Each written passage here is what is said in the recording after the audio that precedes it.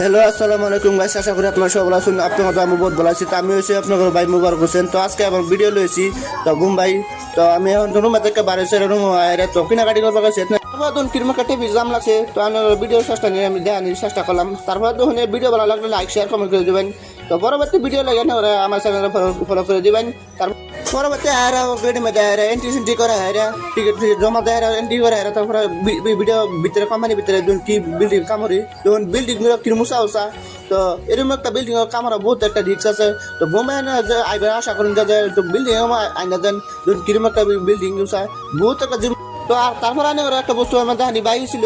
তো আমরা সময় শিকড় খাই কিনে হেঁটে 10 টাকা দেয় না, শিকড় ধরুন 25 টাকা লাগে, শিকড়টা নিয়ে জানি তারপর সামসুল বাড়ালে আমি সেলফি ক্যামেরা উড়াইলাম উড়াইলে ভিডিওটা দেখালাম।